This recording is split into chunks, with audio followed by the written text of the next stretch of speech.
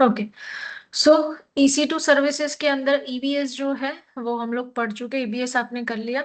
Volume क्या है, snapshot कैसे लेना है, लाइफ साइकिल पॉलिसी जो है वो कैसे बनानी है, राइट। ये सब हमने डिस्कशन किया था।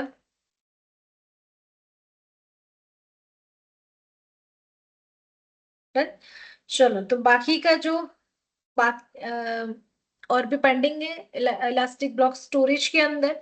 तो थोड़ी बहुत थ्योरी जो है उसकी बाकी रहेगी, तो वो भी हम लोग कंप्लीट कर देते हैं। थोड़ी बहुत थ्योरी जो है वो, ठीक है। चलो, तो EBS जो है उसके बारे में अंडरस्टैंड हो गया आपको। EBS के बाद आपका आता है EFS जो है वो आएगा, यानी कि फाइल स्टोरेज। फाइल स्टोरेज या तो ब्लॉक स्टोरेज, ये आप अंडरस्टैंड कर चुके हो ऑलरेडी रेट में भी। और हमने लास्ट टाइम भी डिस्कशन किया था कि EBS जो है वो क्या होता है, EFS जो है वो क्या होता है।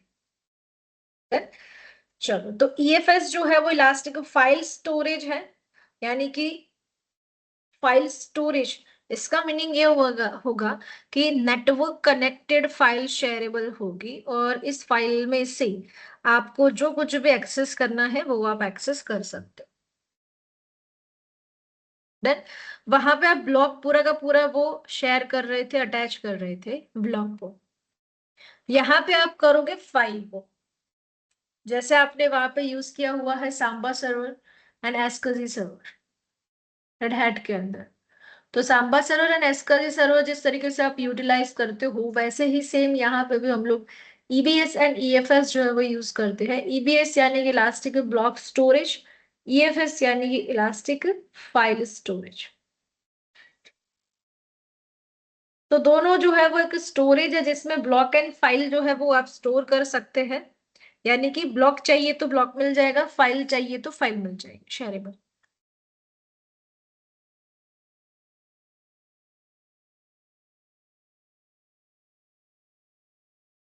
Then, चलो, तो यहाँ पे आपको सेंट्रलाइज्ड सर्वर जो है वो यूज करना है, तो सेंट्रलाइज सर्वर जो है वो यूज कर सकते हो। इसके अंदर नंबर्स ऑफ डायरेक्टरीज जो है वो शेयरेबल रख सकते हो आप। एक सर्वर ले लो सेंट्रलाइज्ड, सेंट्रलाइज सर्वर को शेयरेबल कर दो, या तो सर्वर के अंदर पड़े डायरेक्टरीज को शेयरेबल कर दो। तो NFS एज आपको शेयर करना पड़ेगा फाइल स्टोरेज। तो वो फाइल स्टोरेज ही आप शेयरेबल कर देते हो, इसका मीनिंग होगा उसमें से जितने भी फाइल्स है वो क्या हो जाएगी, शेयरेबल हो जाएगी।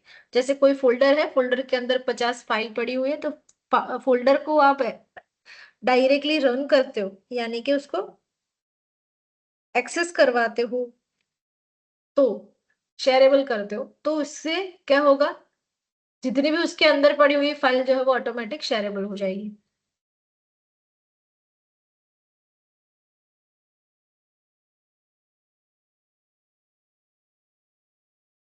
NFS की लास्ट कैपेसिटी जो होती है ना, वो 100 मीटर जितनी कैपेसिटी है उसकी NFS की। Last to last file sharing जो है वो 100 मीटर तक वो कर सकता है। ओके। चलो, तो बात कर रहे थे NFS। तो NFS डायरेक्टरीज चाहे आप वो सर्वर के लिए करो, कोई भी लिनक्स सिस्टम के लिए भी करो, पार्टीशन के लिए करो, कोई परमिशन देने के लिए करो, क्लाइंट को परमिशन देने, कहीं पे भी हो, 100 मीटर के नियर बाय ही NFS जो है वो काम करता है। इसलिए उसके लिए फाइबर चैनल्स जो है ना वो यूटिलाइज किए जाते हैं, क्योंकि उसमें यूज जो है उसका सही से होता है फाइबर ऑप्टिक का। अब नॉर्मल बेसिस पे आप देखने जाओ, जब आप NFS पढ़े थे, तो आप उसको थोड़ा याद करो कि NFS जब हम पढ़े थे, तो उसमें एज अ फाइल सिस्टम जो है, उसमें ऐसा था कि एक यूजर फाइल को एक्सेस करता है तो दूसरा यूजर जो उस वक्त फाइल को एक्सेस नहीं कर सकता है। मतलब मल्टीपल यूजर्स एक साथ उस फाइल को यूटिलाइज नहीं कर सकते थे, और कर भी ले तो बहुत सारा ट्रैफिक जो है वो जैम हो जाता था।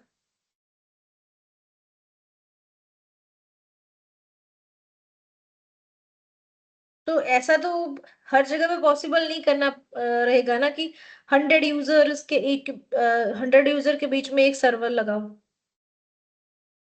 बहुत सारी चीजें आपको ध्यान में रखनी पड़ेगी, बहुत सारे नए नए हार्डवेयर लाने पड़ेंगे। इसीलिए मल्टीपल लैन कार्ड जो है वो एक ही सर्वर के अंदर यूज करके मल्टीपल यूजर जो है उसको कनेक्ट कर सकते हो। हार्ड डिस्क चेंज कर दो, 200 300 जीबी ले लो। तो ये सब ऑन प्रेमाइसिस बेस पे आपको करना पड़ता है। एडब्ल्यूएस आपको ये सारी फैसिलिटीज देता है।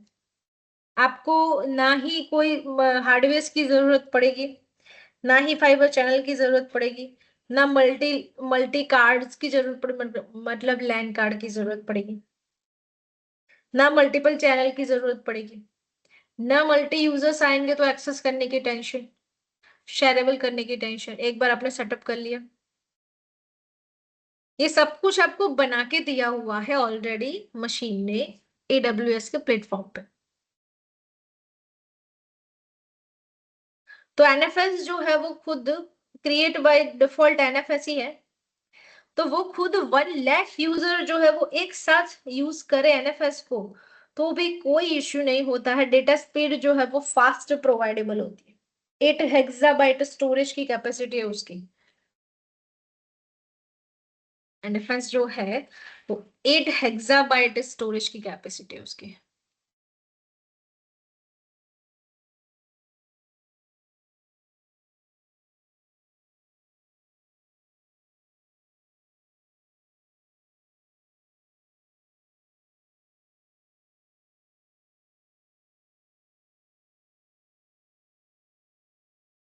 यहाँ पे इतना खास कुछ दिया नहीं है। यहाँ पर नो एनएफएस देगा।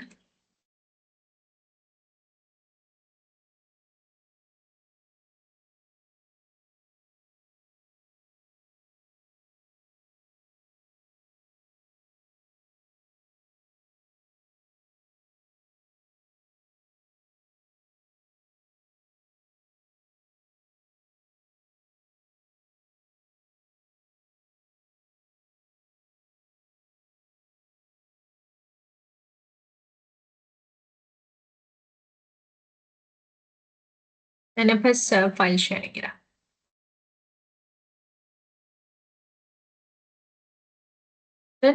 तो ये थोड़ी ज्यादा थ्योरी है, मैं थोड़ा आपको शॉर्ट में समझा दूँ इसको। ठीक है, ओके। तो बात कर रहे थे इसमें एनएफएस के। तो एनएफएस यानी कि फाइल स्टोरेज है एक, या आप तो सिस्टम भी बोल सकते हैं, दोनों सही हुए। तो एज ए पूरा एक फाइल स्टोरेज जो है उसकी हम बात करें तो फाइल स्टोरेज करने के लिए उसके अलग अलग टाइप है। ईएफएस के अलग अलग टाइप है। जैसे हम लोगों ने हार्ड डिस्क ना एंड एसएसडी जो है उसके टाइप देखे थे, राइट? कि एसएसडी जो है वो आप यूज करोगे तो क्या बेनिफिट है, हार्ड डिस्क यूज करोगे तो कितने बेनिफिट्स होंगे। वो बेनिफिट्स हमने देख ली कि हार्ड डिस्क से ये होता है, एसएसडी से ये होता है। सही आपको लेना है तो ये लेना पड़ेगा, IO2 IO3। ठीक है, GP3 GP2 ये सब क्या है वो अंडरस्टैंड कर लिया है आपने।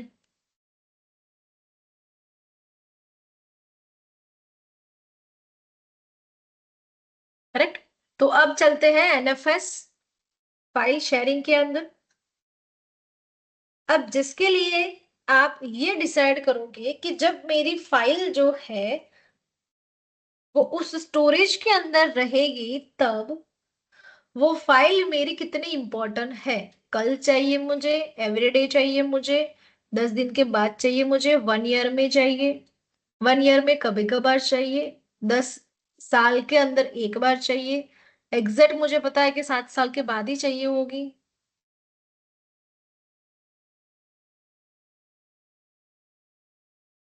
तो उस टाइप की जितनी भी फाइल्स होगी वो आप किस तरीके से सेव करोगे, किस तरीके से स्टोरेज करवाओगे उसके, उसके लिए आपको एनएफएस जो है वो सीखना है।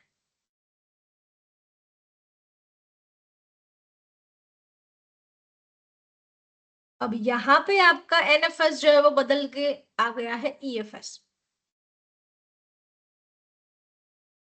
जिसको बोलते हैं इलास्टिक फाइल स्टोरेज।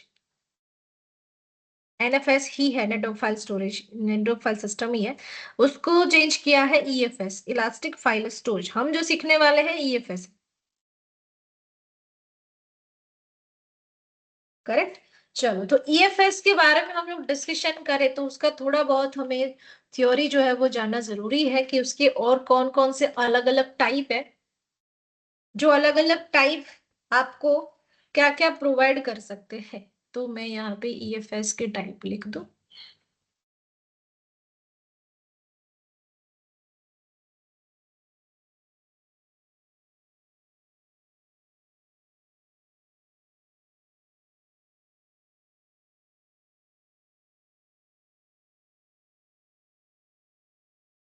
चलो, इसके अंदर ऑलमोस्ट सारी इंफॉर्मेशन आपको पता चल जाएगी। ये थोड़ा शॉर्टकट है लेकिन थोड़ी थ्योरी जो है वो आपको देखनी पड़ेगी।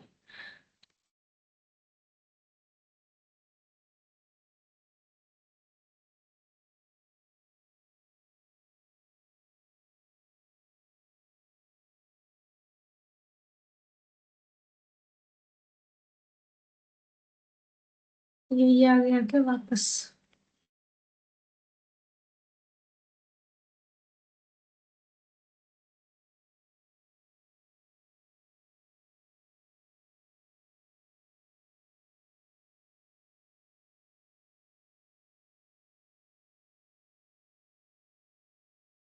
देखो, एक डायग्राम है। इस डायग्राम से आप अंडरस्टैंड कर सकते हो कि जो ईएफएस है वो किस तरीके से काम करता है। ईएफएस लाइक ये फाइल सिस्टम, या कि एनएफएस एक्चुअल बेसिस पे देखा जाए तो बैकग्राउंड उसका। और उसी में उसकी फाइल जो है वो शेयरेबल होगी, चाहे वो EC2 हो, EKS हो, लैम्डा फंक्शन हो।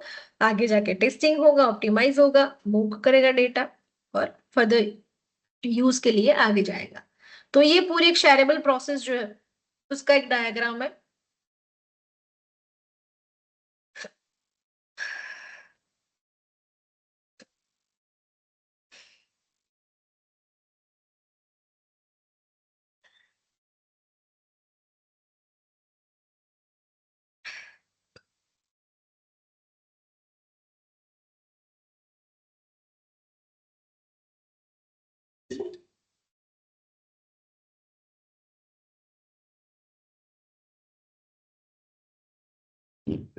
ये इसीलिए समझना जरूरी है, वो चार्जेस जो इतने आपको पे ना करने पड़े।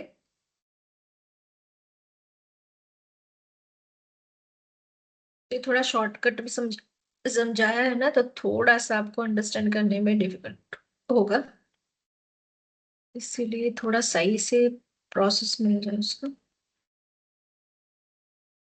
एक सेकेंड।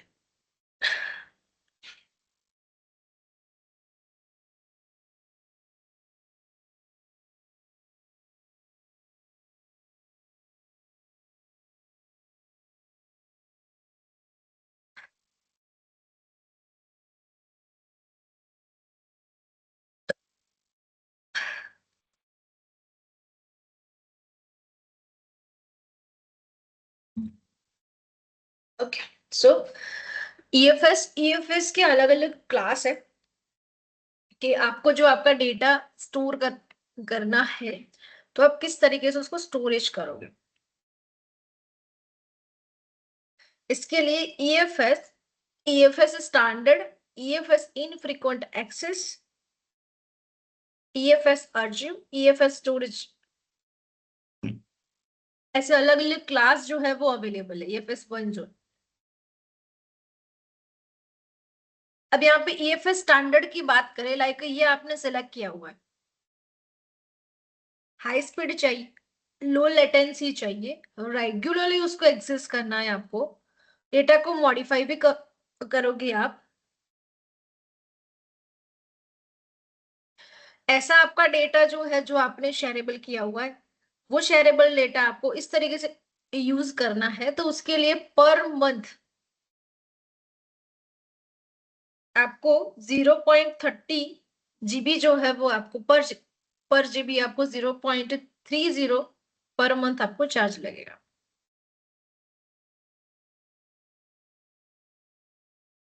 ये स्टोर करने के लिए, सिर्फ रखने के लिए। रीड करना है तो इतना चार्ज, राइट करना है तो इतना चार्ज।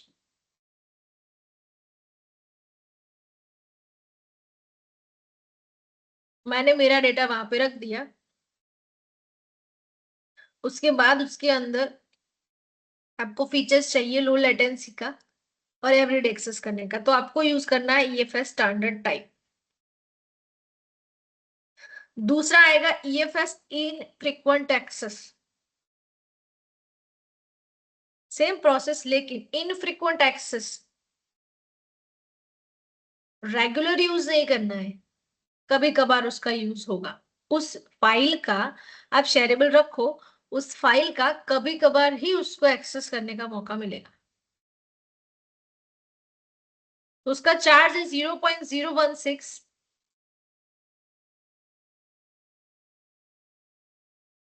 ईएफएस आर्चिव की बात करें, आर्चिव यानी कि कंप्रेस्ड जिप फाइल बनानी। तो लाइक जिप फाइल कब बना के रख दोगे आप? जब उसको कभी एक्सेस करना ही ना हो तब। इनफ्रीक्वेंट मतलब बहुत साल के अंदर एक आध दिन, मतलब देख लिखा हुआ है मिनिमम 90 डेज के लिए, तो वो बंद हो ही जाएगा, मतलब पैक हो जाएगा। 90 डेज तक आप किसी भी हालत में उसको खोल नहीं सकते। अर्जी उसी को बोलेंगे। 3 महीने के बाद आपको उसको देखना है तो देख सकते हो।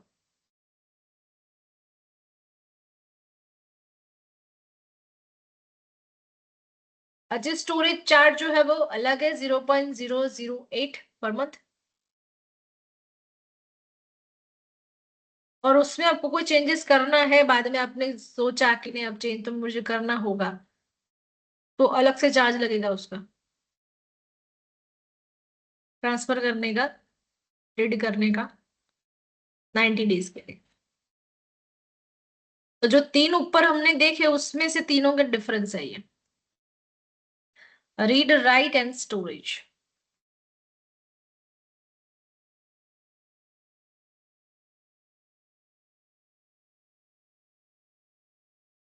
Regularly access data, data access a few times, data access a few time a year, ये quarter year.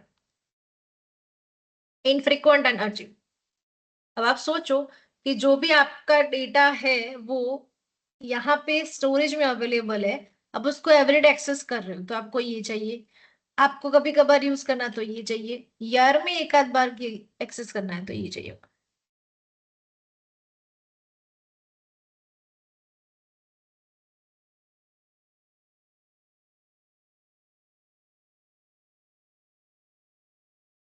EFS regional file system multi agent, availability zone multi.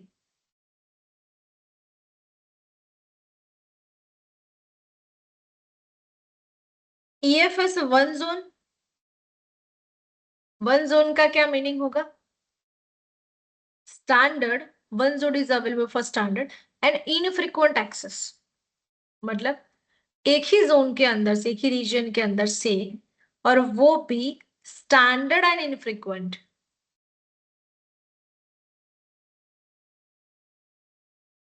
Every time one zone के लिए, रेगुलरली यूज, रेगुलरली इनफ्रीक्वेंट।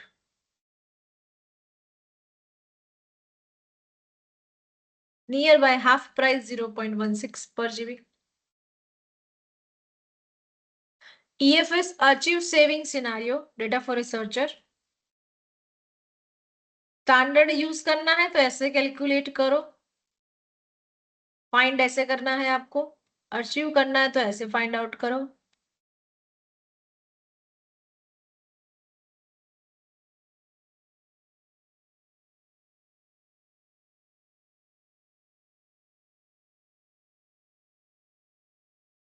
फिर अभी आप इसमें आ सकते हो, EFS standard, EFS infrequent, EFS achieve. अब ये आपको समझ में आएगा।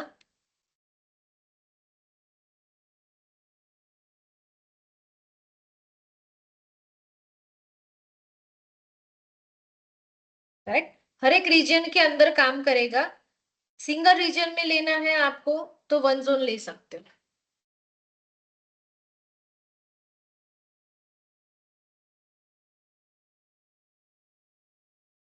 तो ये उसकी टाइप है। EFS जो है वो आपको कैसे यूज करना है, अब EFS आपको यूज करना है तो यहाँ पे उसकी सर्विस है EFS।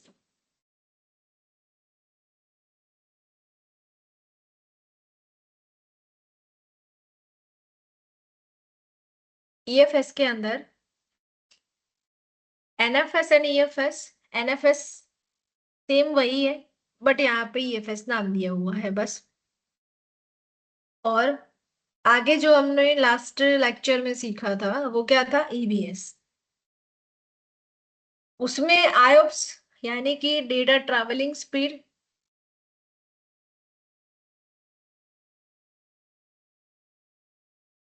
रीड एंड राइट की स्पीड उसके ऊपर डिपेंड होगा।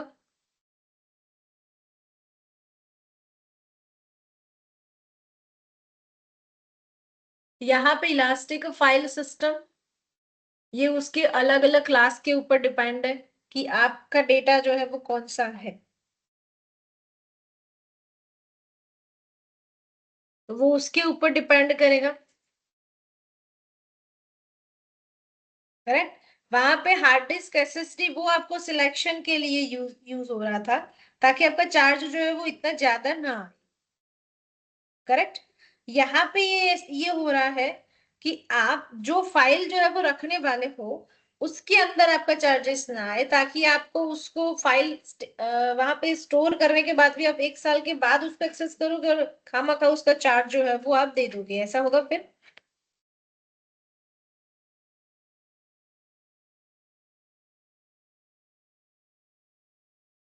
राइट।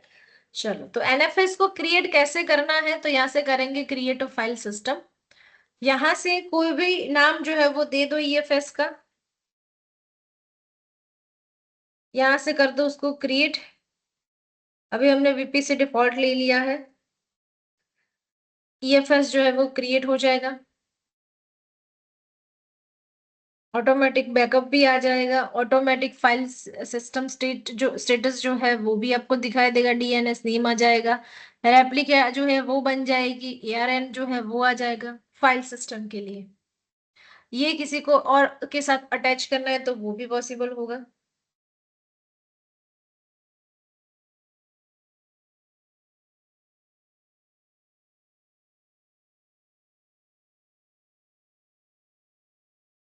कितना यूज हो रहा है साइज वो बताएगा मॉनिटरिंग।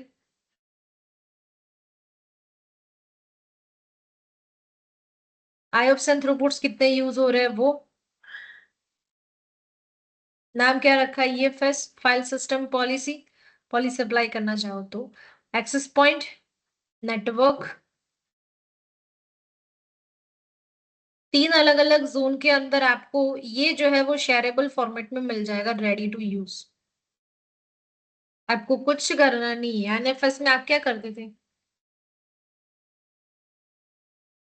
बहुत सारी सर्विसेज जो है वो यूज करनी पड़ती थी आपको एनएफएस के अंदर, रेड के अंदर एनएफएस में। मैन्युअल आपने एनएफएस किया हुआ है इसीलिए आपको ये अंडरस्टैंड रहेगा। करेक्ट। तो ये जो है वो क्रिएट हो रहा है अलग अलग जोन में। आ, यहीं पे लिखे हुए होंगे जोन।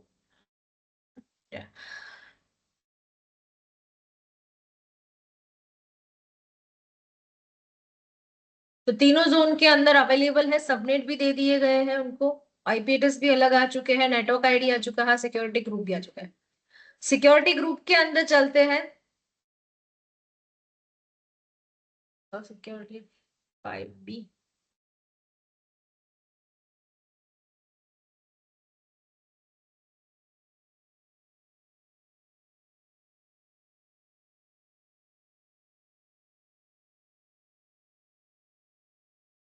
या आप ऐसे भी ओपन कर सकते हैं।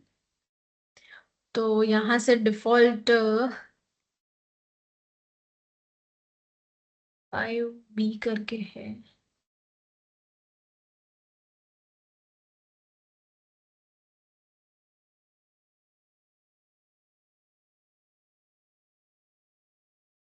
इसके इनबाउंड में जाएंगे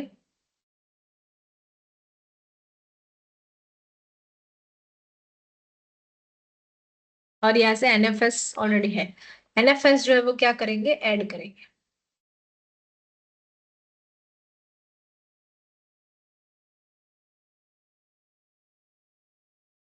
Then, तो एनएफएस तीनों जोन के अंदर चलेगा। मैंने उसके ग्रुप के अंदर ऐड कर दिया हुआ है, सिक्योरिटी ग्रुप के अंदर। आप देख सकते हो यहाँ पे तीनों नेटवर्क अवेलेबल है, मतलब आप किसी भी AP south 1, A B and C तीनों में से किसी को, किसी से भी एक्सेस कर सकते हो, किसी भी नेटवर्क से एक्सेस कर सकते हो।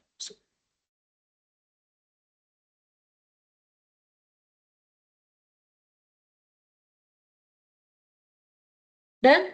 फाइल सिस्टम पॉलिसी जो है वो देनी है तो आप यहाँ से दे सकते हो एडिटेबल करके। रीड राइट, जो भी परमिशन आपको देनी है आप दे दो, जैसे उसमें हम देते थे ना, एनफोर्स की परमिशन देते थे, तो ये उसकी परमिशन है। रूट एक्सेस डिफॉल्ट होना चाहिए, एनफोर्स रीड राइट एक्सेस होना चाहिए, तो ये आप यहाँ से दे सकते हो।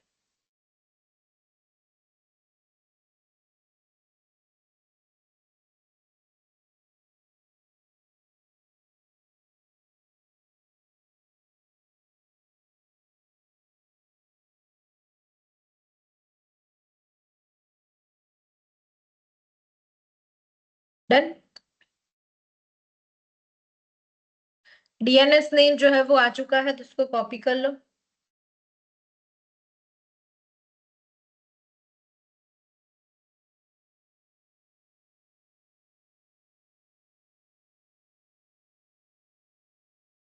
Standard to infrequent by default लेता है।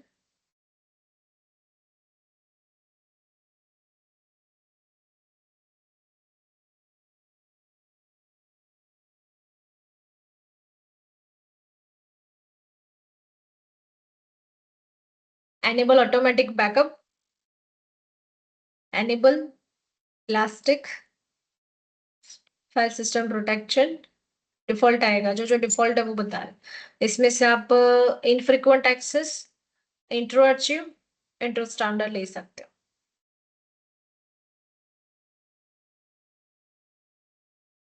डन। डिफॉल्ट जो है वो आपका रहेगा स्टैंडर्ड टू इनफ्रीक्वेंट। आपको फिर जो लेना है आप ले सकते हो।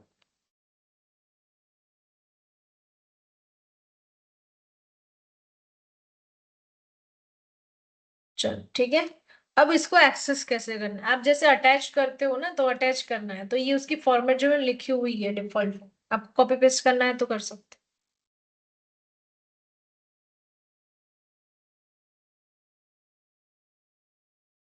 क्लियर। चलो, तो ईएफएस जो है वो तो बन गया, अब इसको एक्सेस कैसे करेंगे, तो उसके लिए एक इंस्टेंस चाहिए होगा। एक यूजर उस फाइल को एक्सेस कर रहा है कि नहीं वो पता तो चलना चाहिए, कुछ तो शेयरेबल कर दिया आपने। अब एक्सेस है या नहीं, या तो मुझे उसमें माउंट करवाना है, तो माउंट होगा कि नहीं वो तो चेक करना पड़ेगा। तो मैंने यहाँ पे लिया लाइक वीएम।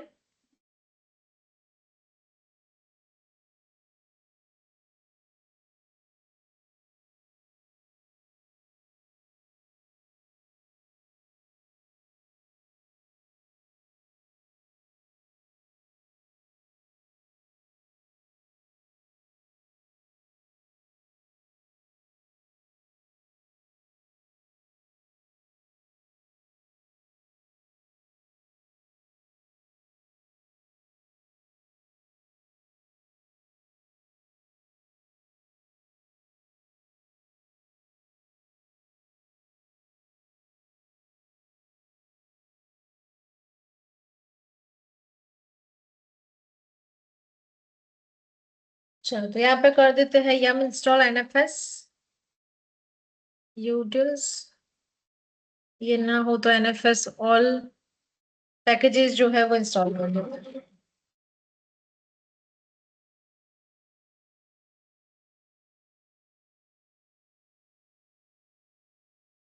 ये ना हो ना तो आपके पास, तो आप ये ऐसे ऐसे कर सकते हैं, ऑल पैकेजेस। एक फाइल सिस्टम जो है उसके लिए एक फोल्डर जो है वो बना देते हैं। ठीक है। चलो, अब इसके लिए माउंट करेंगे, माउंट पॉइंट जो है वो क्रिएट करेंगे, माउंट हाइफन टी एनएफएस जो आपने बनाया हुआ है वो, और डीएनएस का नेम,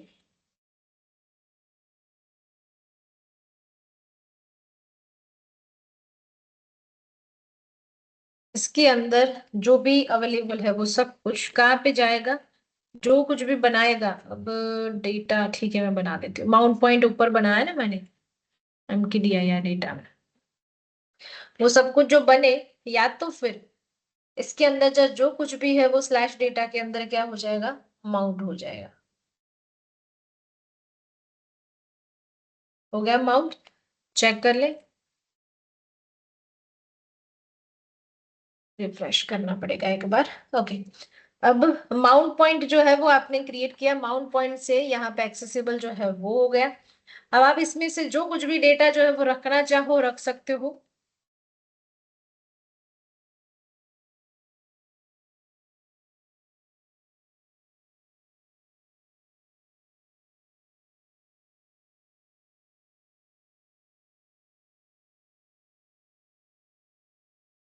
माउंट पॉइंट का वेट करते हैं 2-3 सेकेंड्स के लिए।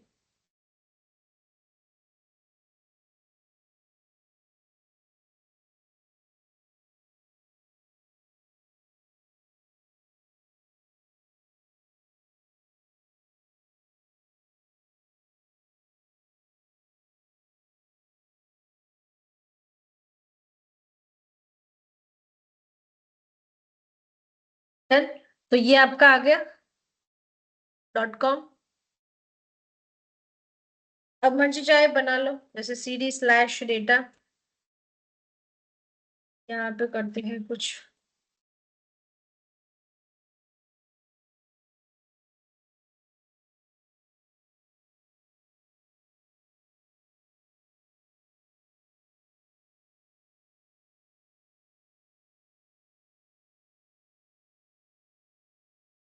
डन हो गया क्रिएट। स्लैश डेटा अवेलेबल है, जो भी डेटा जो है वो अब उसमें बाय डिफॉल्ट स्टोर होगा।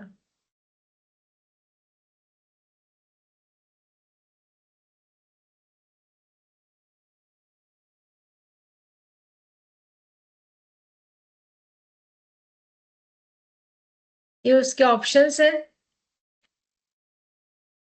ये आप ऑलरेडी देख चुके हो। ये सारे फाइल सिस्टम के ऑप्शंस हैं।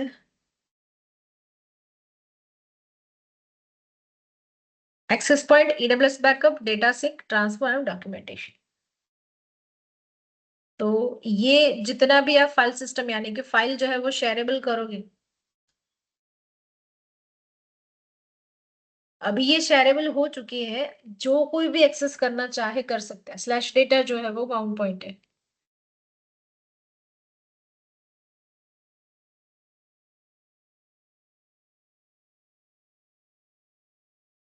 देन ईटीसी एफएस टैब पे जाके आप उसको परमानेंटली माउंट कर सकते हैं। ईटीसी एफएस टैब, यहाँ पे जाके परमानेंट माउंट करना है तो परमानेंट कर सकते। कैसे करेंगे,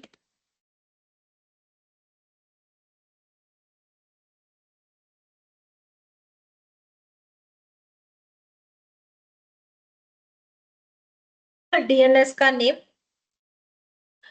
और जो भी आपका माउंट पॉइंट लिया हुआ है वो NFS and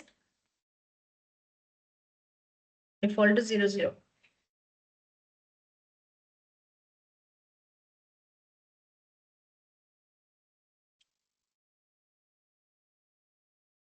then multiple VPC के साथ भी आप ये कर सकते हो, पियरिंग प्रोसेस करके। वीपीसी टू वीपीसी कनेक्ट करना है तो पियरिंग प्रोसेस से आप ये फाइल शेयरेबल जो है वो कर सकते हो दूसरे अनदर लोकेशन के लिए।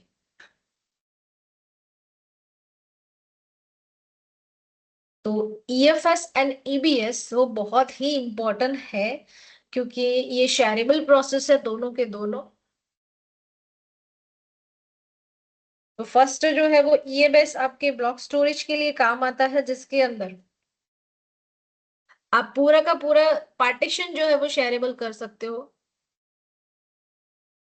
ईएफएस जो है वो बनाया गया है स्पेशली फाइल के लिए, तो वहां पर इतनी कैपेसिटी जो है वो नहीं मिलेगी जो आप ब्लॉक स्टोरेज के अंदर यूज करते हो।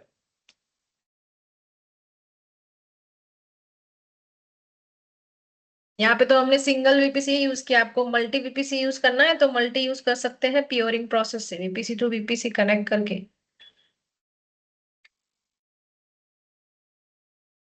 तो ईबीएस एंड ईएफएस जो है वो आपके कंप्लीट हुए यहाँ पे, कि किस तरीके से आपको उसको यूटिलाइज करना है वो इम्पोर्टेंट रहेगा। इसके साथ साथ आप यहाँ पे लाइक दूसरा कोई और इंस्टेंस जो है वो स्टार्ट करो और फिर से उसका एनएफएस जो है वो कॉन्फ़िगर करो, वहां से इंस्टेंस जो है वो यहाँ पे एक्सेस कर सकता है।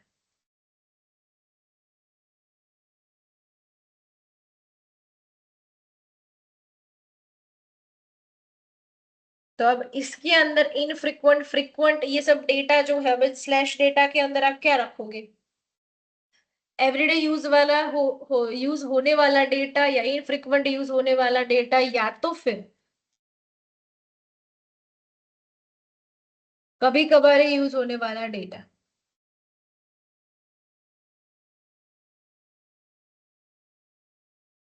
तो ये सब कुछ जो है वो डेटा का स्टोरेज है।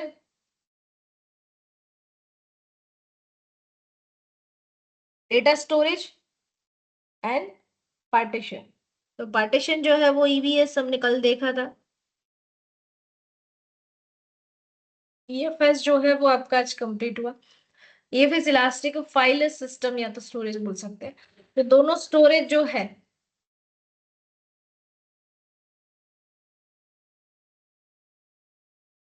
उन दोनों स्टोरेज के अंदर सिमिलर यही है कि वो दोनों के दोनों शेयरेबल होंगे, लेकिन हर एक की प्रोसेस जो है वो अलग अलग है।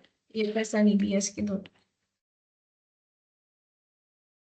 अब आप इंस्टेंस रीड करोगे तो ये खुद निकल जाएगा।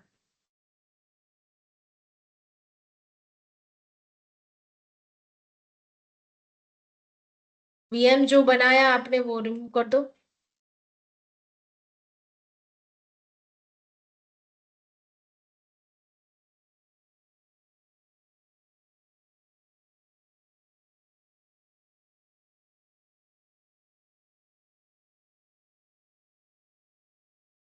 तो वीएम जो है वो रिमूव कर दो।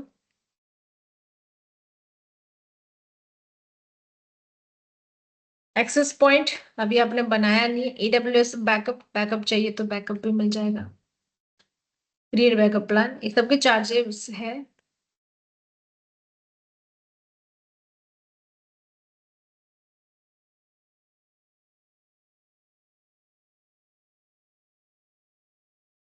चलो ई एफ एस जो है वो रिमूव कर दे।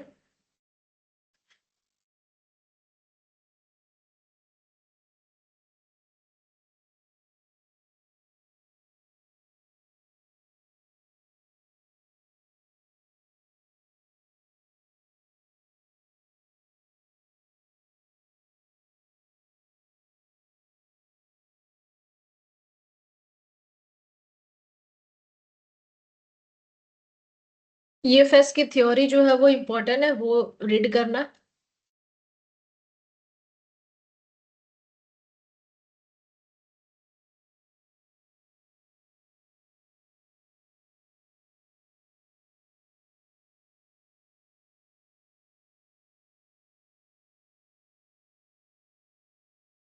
हो गया रिमूव।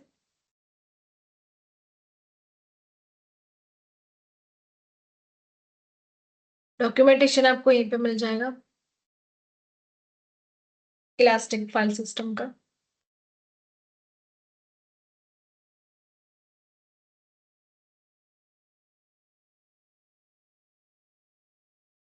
है। तो वहां पे जब हम एनएफएस बनाते तो कितना टाइम जाता था, कितने सारे प्रोसेस करनी पड़ती थी, उसके बाद एनएफएस जो है वो क्रिएट होता। ईएफएस जो उसमें रेडीमेड सारी चीजें जो है वो दे दी है आपको, टिक मार्क करके सिलेक्ट करके यूज करनी।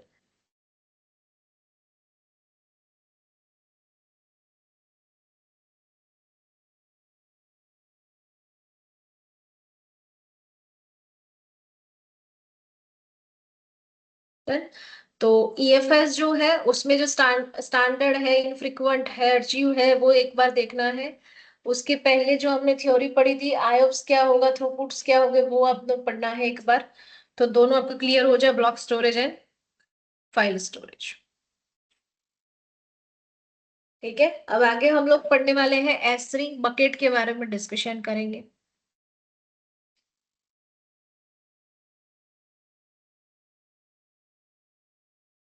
ठीक है, चलो तो पूरा एक नया टॉपिक है। S3 जो है वो ग्लोबल सर्विस है पूरी, वो आपको एक दिन जो है वो पूरा अंडरस्टैंड करने में ही जाएगा, थ्योरी में जाएगा। उसके बाद S3 जो है वो हम लोग बनाएंगे। ठीक है, चलो तो ओके मैम। नया टॉपिक है, इसीलिए हम लोग कल स्टार्ट करेंगे उसको।